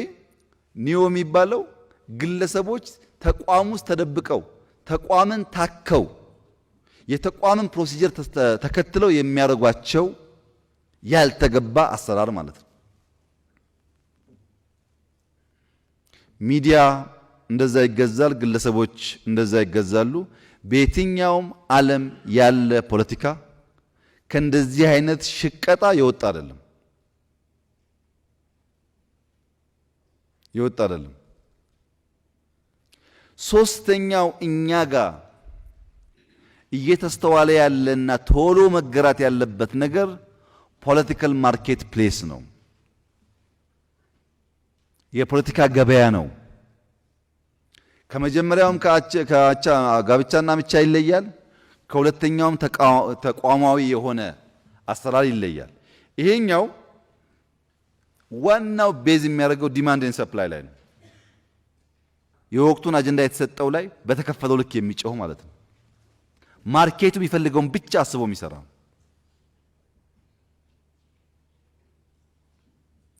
እንደ ቀደመው እንደ ጋብቻና አምቻው የሚጸና አይደለም። እንደ ሁለተኛውም በህግና በተቋም ታኳ የመጣ አይደለም። በዲማንድ ኤንድ ሰፕላይ ስለሆነ ኮሚኒቲ ነው። ዘይት ጠፋ ዘይት ተገኘ እንደሚባለው ማለት ነው። ሁለተኛ ዝምድናው ቴምፖራሪ ነው። ፕሪንሲፕል ስለሌለ መርህ ስለሌለ ገበያ ስለሆነ በየጊዜው የሆነ ቦታ ብቆም የሆነች ነገር አገኛለሁ ክሊክም ይሁን ገንዘብ ብሎ ሲያስብ የሚገለባበጥ ማለት ነው።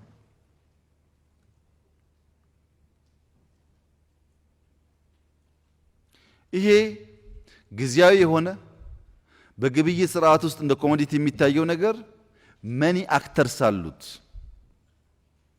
ዝም ብሎ እንደምናስበው ዝም ብሎ ኢዚ ነገር አይደለም። በጣም ብዙ አክተርስ አሉበት።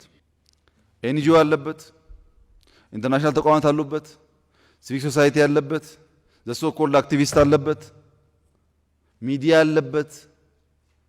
አንተን ከትራክህ የሚያወጣና የሚያዘገይ ሐሳብ ያላቸው ግለሰቦች በንግድ ውስጥ በመስጠትና በመቀበል ውስጥ ያሉ ሰዎች በሙሉ ይሳተፋሉ። የኛ ሚዲያ ተመልከቱ። ሰው ታሰረ፣ ጦርነት ተጀመረ፣ ግጭት ተፈጠረ፣ የማይደግፈን ቲፎዞ አለ እንደ ከውጭና ከውስጥ። እንጦጦ ተመረቀ፣ ስንዴ ታረሰ፣ የሆነ ልማት መንገድ ተሰራ። ለምን? ምን ያደርጋል? አሁን እንኳን ሊደግፍህ ዝም አይልህም። ቀጥሎ በሚመጣው ነገር ከነበረው የባሰ ነው የሚሆነው። አንድ ስቴፕ ከፍ አድርገን አንድ ስቴፕ አሸጋግረን መስጠት ካልቻልን በስተቀር አብሮ መቀመጥም ችግር ይሆናል። ሰብሰብ ያሉ ትልቅ የሆኑ አደጉ፣ የተበተኑ ወደቁ በሚባልበት ዓለም ውስጥ ውደቅ ውደቅ ተበተን ካለ ጠላት ነው። ሰብሰብ ጠንከር በል ካለ ወዳጅ ነው። ፖለቲካል ማርኬት ፕሌሱ መልክ እየቀየረ ነው። አንድ ካድሬ በሀብታም ሲገዛ አላግባብ መሬት ይሰጣል፣ አላግባብ ራይት ይሰጣል።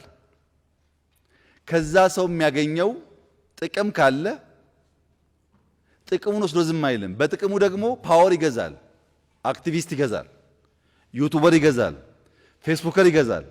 እዚህ ጋር ይሸጣል፣ እዚህ ጋር ይገዛና ቦታውን ያደላድላል ማለት ነው። ሁለተኛው ቢዝነስ ሊግ ግን ገዢ ነው። በገንዘቡ መሬት፣ በገንዘቡ ሰው፣ በገንዘቡ የራሱ ሚኒስቴር ይገዛል። የምንገዛው በህዝብ ሀብት ነው። የተሰጠንን የህዝብ ኃላፊነት ማገልገል ሲገባን፣ መስራት ሲገባን በወንበራችን ምክንያት ገዝተን ወንበራችን ለማጽናት የምንሸጠው ነገር በከፍተኛ ደረጃ ተቋም ግንባታና ሀገር ግንባታ ላይ አደጋ ያስከትላል። ለምሳሌ ኮራፕሽን አደገኛ ነገር ነው፣ ነቀርሳ ነው፣ ጥፋት ነው፣ መታረም አለበት ስንል ልክ ነው መታረም አለበት የሚል ድምጽ ከመጣ በኋላ አንደኛው ግሩፕ አሁን ነው ጊዜው እነንትናን መምቻ አሁን ነው፣ ስለዚህ በሶሻል ሚዲያ እነንትና ናቸው ሌቦች እያልን የሆነ ግሩፕ ላይ ፎከስ እናደርጋለን ይላል። አንደኛው ግሩፕ ግድ የለም የትናንሹ አይደለም ትልልቁን ምናምን እያል ትልልቁን እየፈለግን እንደ ተቋም እናፈርሳቸዋለን ይላል። አንተስ ትተባበራለህ፣ ላይክ ታደርጋለህ። በእርግጠኝነት የምነግራችሁ ብልጽግና ውስጥ ኢንስቲትዩሽናል ኮራፕሽን የለም። ፔሬድ ቢኖርማ ኖሮ ይሄ ሁሉ የምናየውን እንቅስቃሴ ማድረግ አንችልም ነበር። ሌብነት አለ? አዎ። ፒቲም ቢሆን መታረም አለበት? አዎ መታረም አለበት። ህዝብ ያስመራ ያስለቅሳል፣ አደገኛ ነገር ነው። ሌብነት ህዝብ የሚያስመርረው መታወቂያ ላውጣ፣ መንጃ ፍቃድ ላውጣ፣ የሆነ ነገር ላውጣ፣ ለእያንዳንዷ ጉዳይ ስሙን ይመልቀም ነው። ከፍ ሲልሳ ሀብታም ይሆንና እኔ የምፈልገው የቦሌውን ነው፣ እኔ የምፈልገው ሳር ቤቱን ነው ለሚል ሀብታም ከመሬት ጋር ተያይዞ የሚሸቀጥ ሸቀጥ አለ። ሶስተኛውሳ ኮንትራት የሚሸጡ የሚገዙ ግለሰቦች ምናልባትም ጥቂት ቡድኖች በጋራ ሆኖ የሚያጨረብሩት ሌብነት አለ። ይሄ የፖለቲካ ልሂቃን የቢዝነስ ልሂቅና የዓለም አቀፍ ልሂቅ ሚናቸውን አውቀን ምሁሩ በሚሸጥበት ልክ ዳሜጁን ቀንሰን ባለሀብቱ በተለይ ከፖለቲካ አመራሩ ተነጥሎ ፖለቲካ አመራሩ ሊብሬትድ ሆኖ ነፃ ሆኖ በባለሀብት ኪስ ውስጥ የማይገባ ሆኖ ካስቀመጥነውና የጀመርነው ሪፎርም ካስቀጠል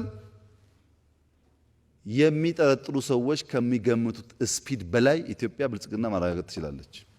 የምታረጋግጠው ግን ኮሙናል የሆነ አይዲያ ካለን በጋራ አይዲያ ኖሮም በጋራ የምንሰራ ከሆነ በጋራ የምንለፋ ከሆነ በጋራ የምንጥር የምንነሳ ከሆነ እጃችን የምንሰበስብ ከሆነ በመትጋት በመስራት በመልፋት ውስጥ ኪሳራ የለም፣ ልጆቼ የተሻለ አገር ይኖራቸዋል ብለን የምንነሳ ከሆነ በእርግጠኝነት ብልጽግናውን ማረጋገጥ ይቻላል።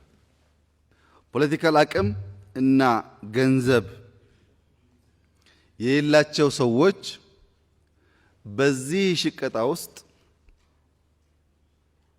በዚህ መቀያየር ውስጥ መሪ ተዋናያ መሆን ይቸገራሉ። ምክንያቱም ወይም ፓወር ወይም ገንዘብ መያዝ አለብን። እኛ ጋር ሌብነት አደገኛ ነው መጠንቀቅ አለብን የሚባለው ፓወሩ ስላለን በቀላሉ ልንገዛው ስለምንችል፣ ሁለቱ ደግሞ እኛ ጋር ከመጣ ስቴት ካፕቸር ስለሚያስከትል ነው።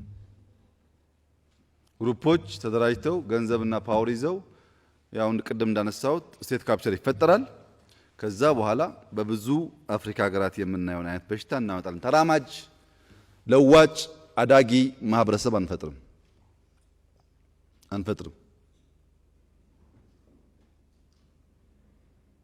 እኔ የለሁበትም ይሄን ግሩፕ አይመለከትም ብለን ማሰብ አንችልም። ምክንያቱም ፓወር ነው ያዝነው። አንዳንድ ሰው በእምነት፣ አንዳንድ ሰው በብሔር፣ አንዳንድ ሰው በሰፈር፣ አንዳንድ ሰው በመሬት ጉዳይ ይመጣብናል። በሆነ ጉዳይ መጥቶ ይዘናል። በእርግጥ ስንወርድ አይፈልገንም። ታውቁታላችሁ አይደል? ስንወርድ ማንም አይፈልገንም። ምክንያቱም አንተና ለሚፈልገው የያዝከውን ፓወር ነው የሚፈልገው። በያዝከው ፓወር ውስጥ ሰርተህበት ትርፍ እንድታመጣለት ነው የሚፈልገው እንጂ ካንተ ጋር አይደለም ጉዳዩ። እዚህ ውስጥ ያለንን ሚና እንደ ጋራም በግልም በተገቢው ደረጃ ማየት ካልቻል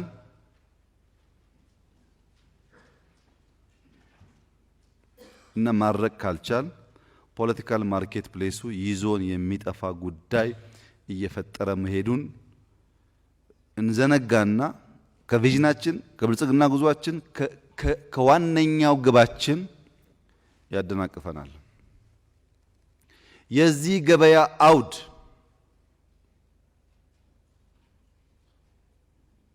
ምንድነው ያላችሁ እንደሆነ the 3C ይባላሉ። አንደኛው ኮራፕሽን፣ እጁ ንጹህ የሆነ ሰው ብዙም በስልጣኑ ማግበስበስ የማይፈልግ ሰው የሆነ ሀብታም የሆነ ግሩፕ የሆነ ነገር ሊይዘው አይችልም። ነፃ ስለሆነ የራሱን ነፃነት ቫልዩ ስለሚያደርግ በሆኑ ኃይሎች ሊጠለፍ ይቸገራል።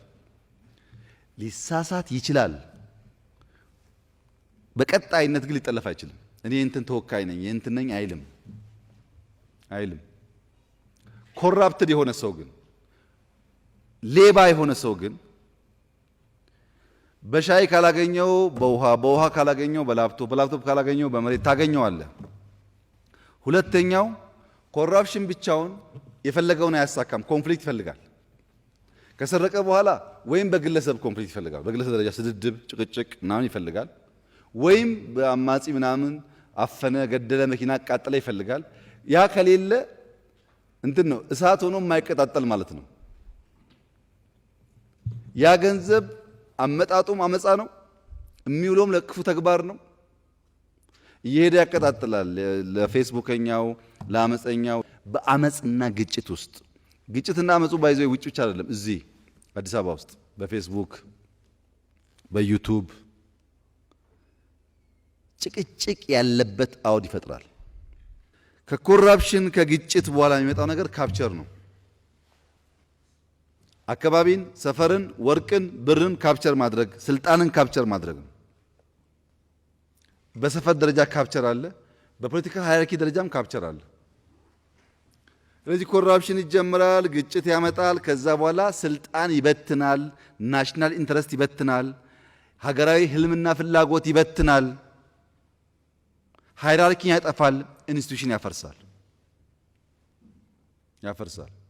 ቀስ ቀስ እያልን የምንሰራው ጉዳይ በጊዜ ሂደት ውስጥ ተቋም የሚያፈርስ ከሆነ ተቋም እያፈረሰ የሚሄድ ከሆነ ሀገር ልንገነባ አንችልም። ኔሽን ቢልዲንግ አደገኛ አደጋ ውስጥ ይገባል። በእኛ ሁኔታ ውስጥ የፖለቲካ ገበያ አዝማሚያው ምን ይመስላል ያላችሁ እንደሆነ አንደኛው ደርሶ አክራሪነት ነው።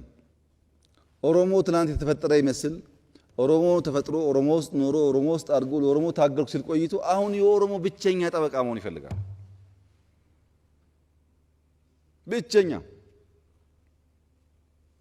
የሰፈር ጠበቃ መሆን ይፈልጋል። አክራይነት በስቷል። ሁለተኛው ሌብነት ነው። ጊዜ፣ ገንዘብ፣ መሬት ምናምን መስረቅ ቅድም በገለጽኩ መንገድ። ሶስተኛው ዓለም አቀፍ ተጽዕኖ ነው። ተጽዕኖ ቅድም እንዳነሳሁት አጀንዳ ሴት እያደረገ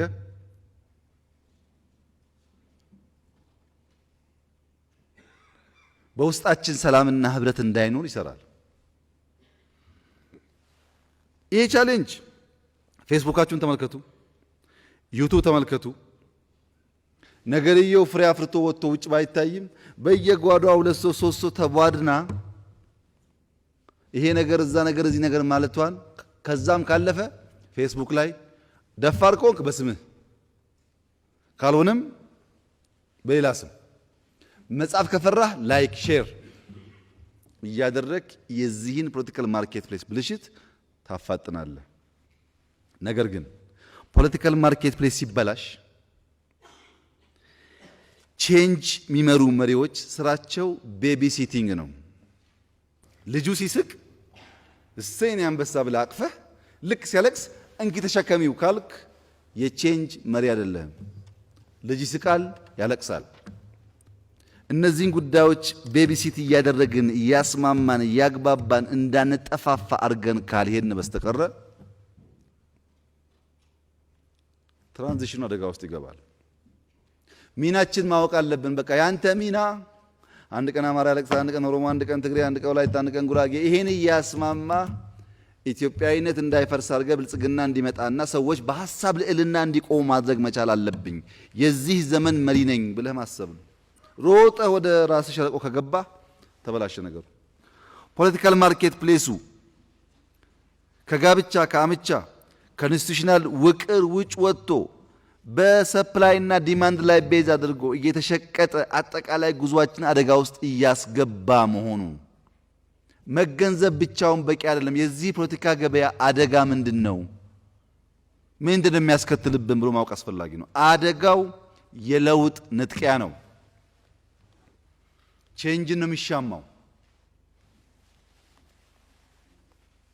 ለውጥ ንጥቂያ ማለት የምታረጋቸውን ማንኛውም የሪፎርም እሳቢዎችና ድርጊቶች ከግል ጉዳይ ጋር ማያያዝ፣ ድል ሲሆን መንጠቅ፣ ጥፋት ሲሆን መስጠት ነው። አንደኛው ብልጽግናን በሀብት ቅርመታ መተካት ነው። የሆነ ሰው ፎቅ ስለሰራ፣ የሆነ ሰው መኪና ስለገዛ ኢትዮጵያ አትበለጽግም። የኢትዮጵያ ብልጽግና የሚረጋገጠው በርከት ያለ ቁጥር መካከለኛ ገቢ ያለው ስናደርግ ነው። መካከለኛ ገቢ ያለው ሰው በሚሊየን ስናበዛ ነው ብልጽግና የሚረጋገጠው። የኢትዮጵያ ነፍስ ወከፍ ገቢ 4000 5000 ከገባ እርሳው። አሁን በየሰፈር የምትጣላውን የሚሰማ የለም። 4000 እና 5000 እስኪገባ ድረስ ቤቢሲት አድርግ። እዛ ከደረሰ በኋላ ሰው ጊዜ የለውም። ሞርጌጅ አለበት፣ መኪና አለበት፣ ነዳጅ አለበት፣ ጊዜ የለውም ስላንተ ወሬ። እዛ እስኪደርስ ድረስ ግን አመጠን ካላደረስን በስተቀረ ወደ ኋላ ሲመለስ በነበረበት አይቆምም። በብዙ መጠን ወደ ኋላ ሄዶ ወደ ጠለቀው የችግር ምንጭ ይገባል። ሁለተኛው ተቋምን በጥቅም ትስስር መቀልበስ ነው። ኢንስቲትዩሽን ከሌለ ኔሽን አይገነባም። ተቋማት ግለሰቦች ተቋሙ ነው። ግለሰቦች ተሳስረው ኮምፕሮማይዝ የሚደረግ ከሆነ ኔሽን ቢልዲንግ ኢን አድቫንስ ሞተ ማለት ነው። ፋውንዴሽኑ ተቋም ስለሆነ። ሶስተኛው ሉዓላዊነትን በውክልና ጦርነት። እንግዲህ ለኢትዮጵያ ነጻነት፣ ለኢትዮጵያ እኩልነት ወይ ለኦሮሞ ነጻነት ወይ ለምናምን ታገላለሁ ብለህ በውክልና ኢትዮጵያን የሚያፈርስ ስራ የምትሰራ ከሆነ ኦፖዚት ነው። አራተኛው ሰላምን በአመጽ በጭቅጭቅ በንትርክ ሰላም እንዳይኖር፣ መነጋገር እንዳይኖር፣ ውይይት እንዳይኖር ማድረግ ነው። ይሄ የለውጥ ንጥቂያ በፖለቲካል ማርኬት ፕሌስ ውስጥ አደጋ ነው። የምናስበውን ቪዥን አናሳካም።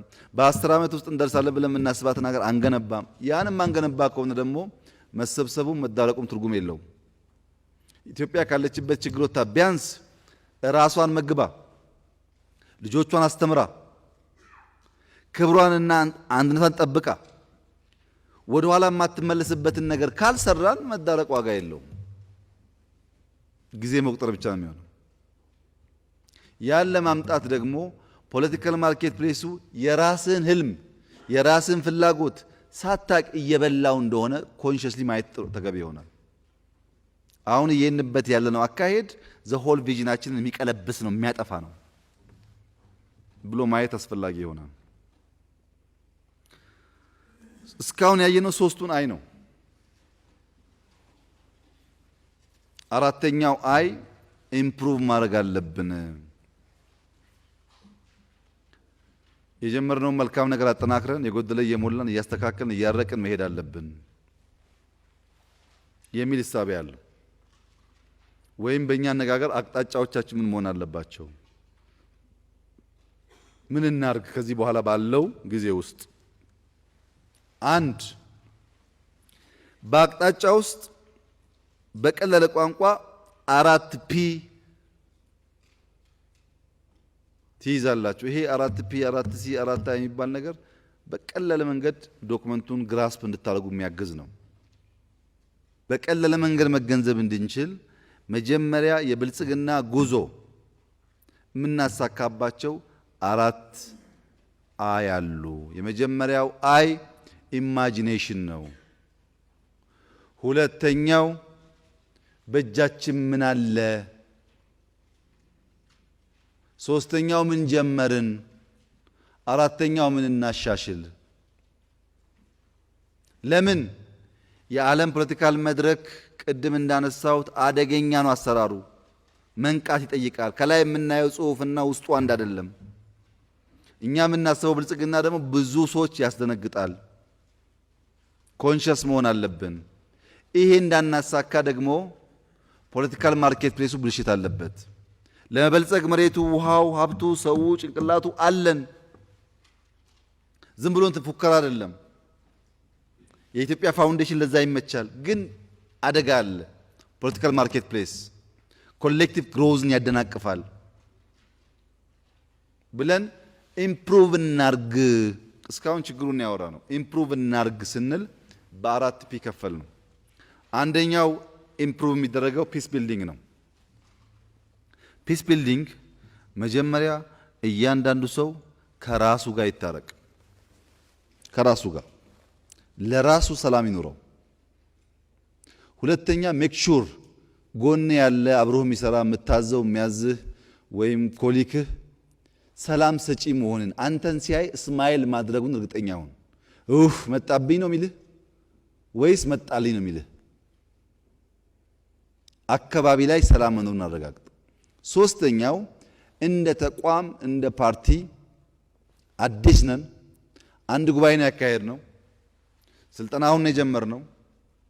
ሐሳባችን የጠራ ናሬሽናችን ያማረ መሻታችን ብልጽግና ነው። እንቅፋት ከሚሆን ሐሳብ ውስጥ ወጥተን እየተደጋገፍና እየተማማርን የተሻለ ሀገር ለመገንባት እንድንችል እንደ ተቋም እንደ ስብስብ እንደ ፓርቲ ሰላማዊ ነው። ከዛ ሲያድግ ከሌሎች ፓርቲዎች ጋር ሲያድግ ከሌሎች ሀገሮች ጋር በተቻለ መጠን በሰላም መኖርም ምርጫ እናድርግ። ለምንድን ነው ብልጽግና ሰላም ከሌላ አስቸጋሪ ነገር አንድ ቦታ ላይ ፎከስ ያደረገ አይደለም። ማንም ይሁን ማን ከብልጽግና ጉዞ ማደናቀፍ እንዳይችል በቴክኖሎጂና በአቅም ከነበረው በላይ ሰፊ ስራ እንሰራለን። እሱ ነው ዋስትናው። ጠንካራ አቅም መፍጠር፣ ጠንካራ አቅም መገንባት፣ እንዳይታሰብ ማድረግ፣ ከታሰበም ባጭሩ ማስቀረት። ፒስ ቢልዲንግ ለማንም ብለን ሳይሆን ለራሳችን ብልጽግና ብለን ሰላም እንፈልጋለን። የሚያደናቅፈው አክተር ብዙ ነው። ቀድመን ነቅተን ፕሮአክቲቭሊ አቨርት እያደረግን ሀገራችን ለማስቀጠል እንሰራለን። ሁለተኛው ፒ ፕሪንሲፕልድ ፖለቲክስ ነው። ዓላማ ላይ የቆመ እሴት ያለው ኒው ካራክተር ቢልድ ያደረገ ዝም ብሎ ምቀኛ፣ ተንኮለኛ፣ ሸረኛ ምናምን ሳይሆን መከባበር፣ መደማመጥ፣ አብሮ መስራት ላይ ቤዝ ያደረገ ፕሪንሲፕልድ መሆን አለበት። ስንተችም፣ ስንደግፍም፣ ስናርምም፣ ስንከላከልም በመርህ መሆን አለበት። ፕሪንሲፕልድ ፖለቲክስ ያስፈልጋል። እነዚህ የሚነሱ ጉዳዮች እያንዳንዳችን ይነካሉ። እያንዳንዳችን ኢንተርናል አድርገን መማር ራሳችንን ማድረግ ካልቻል ራሱ ፕሪንሲፕሉ ይበላናል። ሳትበላ ግን ንቃበት። ወደ መርህ ተመለስ፣ ወደ መሰብሰብ ተመለስ፣ ወደ ሚዛን ተመለስ። የሚፈለገው ሚዛን ስለሆነ። ሶስተኛው ፒ ሌማት ነው። ሌማት እንደ ሳምፕል ነው የገባው እንጂ ኢኮኖሚክ አጠቃላይ እንቅስቃሴ ማለት ነው። በከተሞች ላይ 1000 ጉዳይ ላነሳ እችላለሁ፣ ጊዜ የለንም። በግብርና ላይ ቤዝ አድርገን የምናነሳውን ለሁሉም ትምህርት እንውሰድ። ስንዴ ላይ ባልነው ልክ ታስታውሱ ከሆነ በሚቀጥለው ጉባኤ ስንዴ ኤክስፖርት እናደርጋለን ሪፖርት እናደርጋለን ብያችሁ ነበር አዳማ ላይ። በሚቀጥለው ጉባኤ ሳይሆን በዚህ ዓመት መጨረሻ ስንገናኝ በዓመት መጨረሻ ላይ ክረምት ስብሰባ ካለን ይሄን ያክል ስንዴ ኤክስፖርት አድርገናል ብለን ሪፖርት እናደርጋለን። ቀድመን ማለት ነው። ስንዴ የተሳካልን፣ ግሪን ሌጋሲ የተሳካልን ስላልተዘመረለት አይምሰል፣ ይዘመርለታል። ጠብቅ ዝም ብለህ ቶሎ ብለን በሌማት ማርን፣ ወተትን፣ ስጋን በተለይ ዶሮን ማርከስ እንቻል። ሲዳማ ክልል ቢያንስ በዓመት እስከ 4 ሚሊዮን ዶሮ ማርባት እችላለሁ ብለዋል። ሁሉ ክልል ጋር 5፣ 15፣ 25 ምናምን ካደረግን ስንት ዶሮ ነው የምናመርተው? እንዴት ኢትዮጵያ ውስጥ ዶሮ የሀብታሞች ምግብ ይሆናል? እናርክሰውና ደሃ መንገድ ላይ በቀለለ ገዝቶ ይበላው እናርገው። ይቻላል በጣም ባይዘው። በሁሉም ክልሎች የኛን ኢኮሲስተም ብታዩት ሶማሌ ደንበኛ የዶሮ ማርቢያ ክልል ነው። አፋር ደንበኛ የዶሮ ማርቢያ ክልል ነው። ቤኒሻንጉል፣ ጋምቤላ ይሄ ሞቅ ያለው አካባቢ በሙሉ ለዶሮ ይሆናል።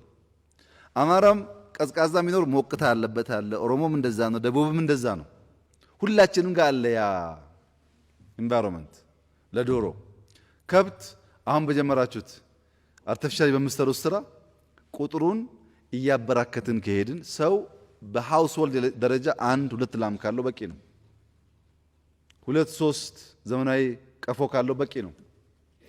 እንደዛ እያደረግን ዳቦውን ከኒውትሪሽን ጋር ካገናኘን በዚህ 4 ዓመት ውስጥ ብልጽግና አንደኛ ዕዳ አስቀንሶ፣ ዕዳ እንዲዞናል የድሮ ነው ያልኳችሁ ኮመን ፍሬምወርክ አሳክቶ ዕዳ አስቀንሶ፣ ሁለተኛ ህዳሴን ጨርሶ፣ ሶስተኛ ኮይሻን ጨርሶ፣ አራተኛ ስንዴ መብላት መሸጥ ጀምሮ፣ አምስተኛ ዶሮውን፣ ማሩን፣ ስጋውን፣ ወተቱን ቢያንስ ኢምፖርት አቁሞ ኤክስፖርቱ ይቅር ለሀገር ውስጥ በቂ የሆነ ወተት፣ ስጋ፣ እንቁላል ማምረት ችሎ ተቋማት ጠንከር ብሎ በግል ሳይሆን በጋራ ሪዛይን ብናደርግም በቂ ነው። በቂ ነው። ቀላል አቺቭመንት አይደለም። ተቋም ላይ ሰርተን እዳችን ቀንሰን በምግብ ራሱን የቻለ አገር አድርገን ከሄድን የሆነ ሰው ደግሞ ሌላውን ህልም ያሳካዋል። ኢኮኖሚክ አክቲቪቲ በጣም ኢምፖርታንት ነው። አራተኛው ፕሮአክቲቭ ፎሬን ፖሊሲ ነው። ይሄ የውጭ ጉዳይ ነገር እንዲህ እንደምናስበው ቀላል ጉዳይ አይደለም። እያየን ያለነው ነገር ኢትዮጵያ ኖብላ ስንዴ ኢምፖርት ማድረግ አቁማ ተቋም ገንብታ ከቀጠለች ሌሎች አፍሪካ ሀገሮች ይከተላሉ። ይሄ አደገኛ ነው ብሎ የሚያስብ ኃይል በጣም ሰፊ ነው። ውጭ ጉዳይ ፈተና አለበት። በአንድ በኩል ናሽናል ኢንትረስት አለ፣ በሌላ በኩል ይሄ እሳቤ አለ። ይሄን እሳቤ ማኒፕሌት አድርጎ ኦቨርካም ማድረግ መከላከል መቻል ይሄ ዝም ብሎ ቀላል ስራ አይደለም። ነገር ግን በጥላቻ ላይ የቆመ የትኛውን ፖለቲካ እሳቤ፣ ፍላጎት፣ ግንኙነት መጨረሻ ጠፊ ነው። በህልም ላይ፣ በቪዥን ላይ፣ በማየት ላይ፣ በመላቅ ላይ የቆመ ግን ግለሰቡ እንኳ ዋጋ ቢከፍል ትውልድ ይጨርሰዋል። ከኤርትራ ጋር፣ ከሱዳን ጋር፣ ከምናምን ጋር፣ ከኬንያ ጋር ባለን ግንኙነት ውስጥ ፕሮአክቲቭሊ ማየት ያለብን በጋራ በሚፈጠር ኢንቲግሬሽን። ለምሳሌ ኢነርጂ ከኬንያ፣ ሱዳን፣ ጅቡቲ ሽጠናል ታውቃላችሁ። ኢነርጂ አንዱ ከጎረቤቶቻችን ጋር የምንገናኝበት ነው። ስለዚህ አራተኛው ፒ ፕሮአክቲቭ ፎሬን ፖሊሲ ነው። ፓዝ ዲፔንደንሲ የሚባለው የተለመደ መንገድ መከተል የሚባለው ጉዳይ በቀላል ሜታፎር በኳስ ላንሳላችሁ። ኳስ ነጭና ጥቁር ከለር ሆኖ የተፈጠረው ድሮ ቴሌቪዥን ብላክ እንደ ዋይት ነበር እንደምታውቁት። የከለር ኳስ ነጭና ጥቁር ካስተቀረ ሜዳ ሲሽከረከር አይታይም። ከለር ብላይንድ ስለሆነ ቲቪ ማየት አይችልም። በዚያ ምክንያት ነጭና ጥቁር ቀለም ቀላቅለው ኳስ ሰሩ። ቴሌቪዥን ከለር ከሆነ በኋላ ብዙ አመታት ኳስ ነጭና ጥቁር ሆኖ አልቀረለትም። አሁን ነው ገና እየተነቃ ለምን ተብሎ አዳዲስ ስዕሎች የመጡት። በተለመደው መንገድ ለአንድ ፐርፐዝ የተሰራ ነገር በተለመደው መንገድ መጓዝ ማለት ልክ ኳስ ነጭና ጥቁር ቀለሙና ትቆይ ማለት ነው። በነበረው ፓዝ፣ በነበረው ልምምድ፣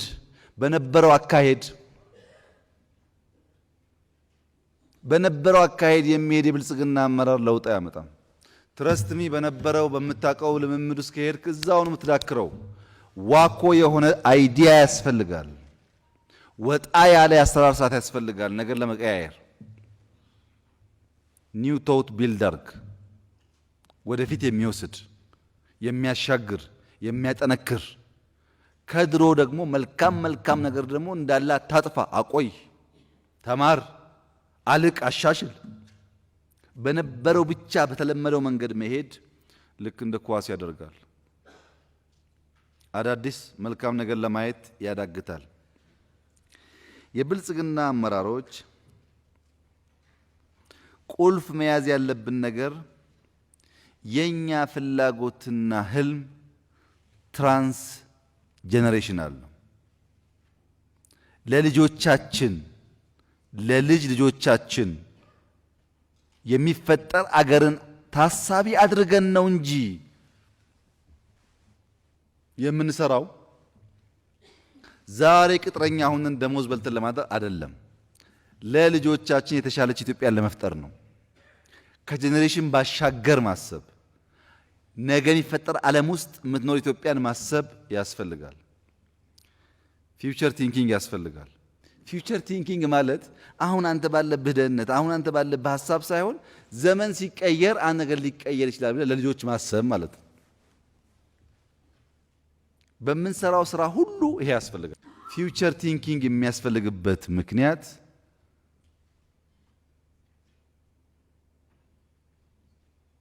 ብልጽግናን አስፓይር የሚያደርጉ ሰዎች ቴሎስ ቲንኪንግ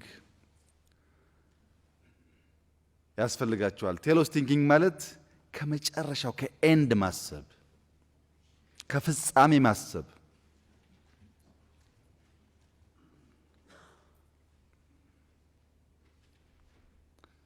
የጀመርከውን ሳይሆን በጊዜ ሂደት ፍጻሜው ምን መልክ እንደሚኖረው ማሰብ። አርስቶትል ያለው ኢተርናል ሎ ከቴሎስ በኋላ አኩዊናስ ያለው በላቲን አርስቶትል ኢተርናል ሎ ነው። አንድ ኢንጂነር ቤት የሚሰራ ሰው ከሆነ ያ ቤት ዝናብ ፀሐይ የሚያስገባ መሆን የለበትም። ኤክሰለንስ ነው። ዝናብ ፀሐይ ካስገባ ቤት አይደለም። አንድ ሰው ድልድይ የሚሰራ ከሆነ ወይም ሰው ወይም መኪና ማሻገር አለበት። ድልድይ ለማየት ብቻ አይሰራም። አንድን ጫፍ ከአንድ ጫፍ የሚያገናኝ ነው። ዲዛይን አድርጎ ሲገነባ የሚያሻግር መሆኑን እርግጠኛ መሆን አለበት። ካልሆነ ድልድይ አይደለም። አንድ ፓርቲ አገር ሲገነባ አገር በትንሽ በትልቁ ማትደፈር መሆኗን፣ አንድ ሆና የምትቀጥል መሆኗን ከተቻለ ዕዳ ሳይሆን ጥሪት፣ ሀብት፣ ወረት ለልጆቹ የሚተው መሆን አለበት። ልጆቻችን ዕዳ እንዲቀበሉ ሳይሆን የተከማቸ ሀብት እንዲቀርላቸው ማድረግ አለብን። ብዙ ሀገራት አሉ ለሁለት ሶስት ትውልድ ሀብት ያከማቹ። አሁን ለትውልድ ዕዳ እንዳይኖር ያደረጉ ሀገራት አሉ። እኛ ዕዳችን እየተሸጋገረ ልጆቻችን በልቶ ማደር የሚቸገሩበትን ነገር እንዳይመጣ ኢተርናል ሎ ኤክሰለንስ ነው። በተሰጠ ስራ ቤትም ገንባ፣ መኪናም ስራ፣ ድልድይም ስራ፣ ኮምፒውተርም ስራ፣ ፈንክሽናል የሆነ ነገር፣ የሚያምር ነገር፣ የሚያልቅ ነገር ስራ ነው። ጽድት ያለ ነገር ስራ። ይሄ ኢተርናል ሎ ነው። አንድ ሰው ፖለቲከኛ ነኝ ካለ ደንበኛ አገልጋይ መሆን አለበት። ይደክማል፣ ይጎዳል፣ ሺህ ነገር ሊኖር ይችላል፣ ግን አገልጋይ መሆን አለበት። ያን ነገር ሳያሟላ በዛ ተቋም ውስጥ የሚታቀፍ ከሆነ ኢተርናል ሎ ይናጋል፣ ኤክሰለንስ ይጠፋል፣ ውጤት አልባ እንዲሁ ወጥቶ መግባት ይሆናል። ወጥተን ገብተን ጊዜ ከምናጠፋ እያበላሸን ያለውን ፖለቲካል ማርኬት ፕሌስ አስተካክለን ራሳችን አርቀንና አስተምረን ሰብሰብ ብለን ለትልቁ ግብ እንደ ተቋም ብንሰራ ልናመጣ የምንችለው ውጤት አስቡት። መቧደን፣ መሸዋኮት፣ መባላት ያፈርሰናል። በሰፈር ማሰብ ያፈርሰናል። ስለ ሁሉም ነገር ፕሪንሲፕል ይኑረን፣ መርህ ይኑረን።